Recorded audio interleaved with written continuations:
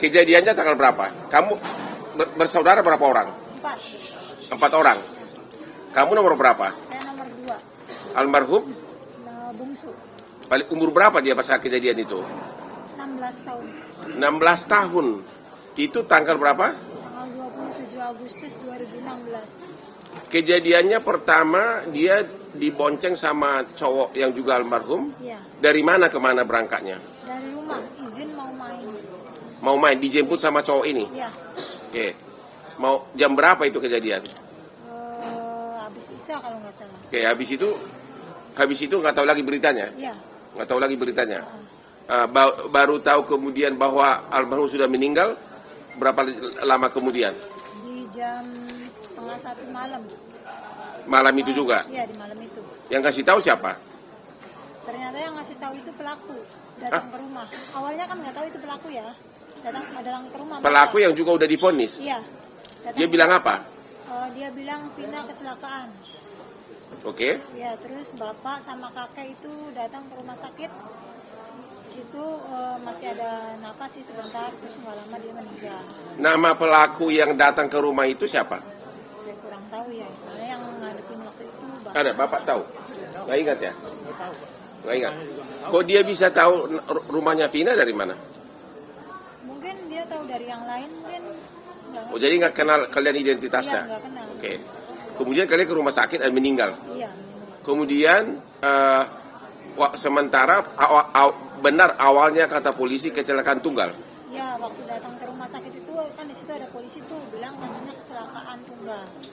Oke. Kemudian terus? Keluarga percaya karena yang bilang kan polisi ya, jadi langsung dibawa aja. Emang waktu tiba di rumah sakit masih bernapas almarhum? Iya, masih. Tapi nggak sempat ngomong, nggak sempat ngomong. Nggak sempat ngomong karena dia udah keluar darah banyak. Kalau yang cowok? Kalau yang cowok udah meninggal di tempat. Meninggal di tempat. Itu. Oke. Mulai akhirnya kasus ini terbongkar dari mana? Dari kecurigaan kami di 3 hari almarhum. Sesudah 3 hari almarhum apa yang terjadi? Saya ngambil HP almarhum korban itu masih utuh semua. HP dan motor itu masih utuh, nggak ada yang retak, nggak ada yang lecet, nggak ada yang pecah gitu, nggak ada. Ambil HP dari kantong korban atau dari mana? Dari kantor polisi. Oke. Iya. Masih utuh semua? Masih utuh semua. Oke, terus? Terus saya curiga di situ kok bisa kecelakaan yang hebat kayak gitu, HP nggak ada lecet, nggak ada retak, Oke. motor pun nggak ada lecet, nggak ada. Motor nggak rusak, Nggak rusak, HP HP tidak rusak, tapi oleh oknum polisi saat itu disebutkan kecelakaan tunggal gitu. Tunggal. Nah ini nih perhatian dari polisi nih, ya. Motor tidak rusak, tapi HP tidak rusak, tapi pernyataan pertama dari polisi disebutkan kecelakaan tunggal. Oke, terus? Terus saya pulang, saya sama keluarga yang lain tanda tanya di situ, cuman kami keluarga nggak ngerti apa-apa, cuman hanya sekedar bertanya-tanya aja. Terus malamnya itu jam 1 malam saya ditelepon sama abangnya temennya bahwa bilang kalau almarhum adik kamu masuk ke tubuh ponakannya. Jam 1 malam saya datang sama bapak itu ke sana. Oke.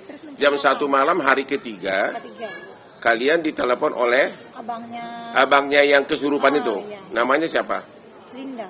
Oh, Linda kesurupan. Berapa jauh rumahnya dari rumah kalian? Berapa jauh sih? 1 kampung, 2 kampung? Enggak. Ya pokoknya kalian pergi ke rumahnya. Iya.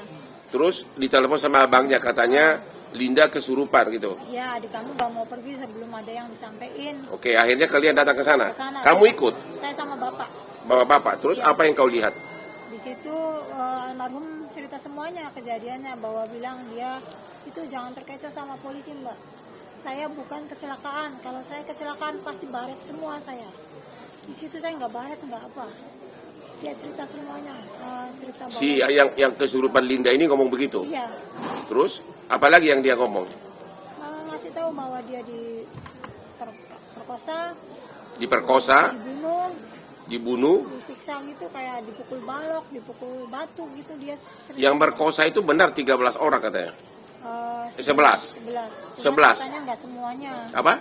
11 orang yang pelaku, cuman nggak semua perkosa. Oke, ada berapa orang yang perkosa nggak tahu? lupa saya. Oke, terus apa lagi yang dicerita? Ya, terus dia disiksa kayak dipukul batu, dipukul bambu gitu. Dan semua Sama.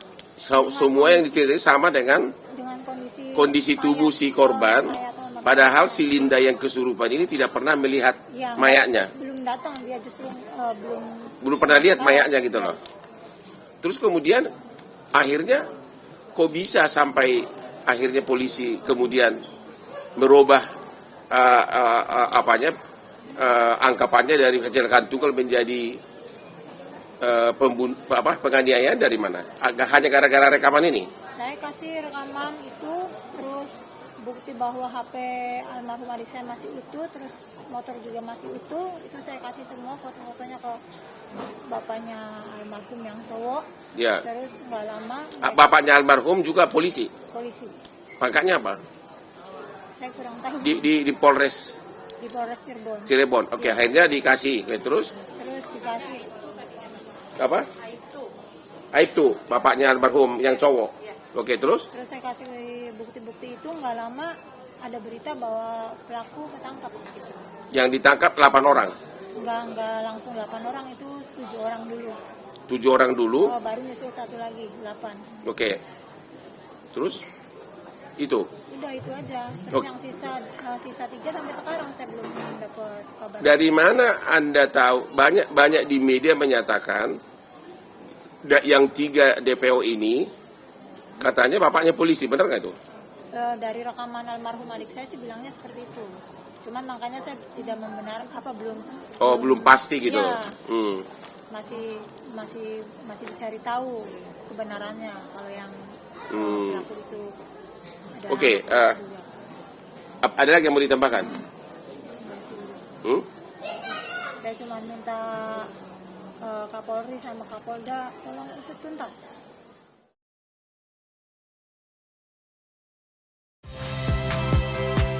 Saya Niluh Puspa. Saksikan program-program Kompas TV melalui siaran digital, pay TV, dan media streaming lainnya. Kompas TV, independen, terpercaya.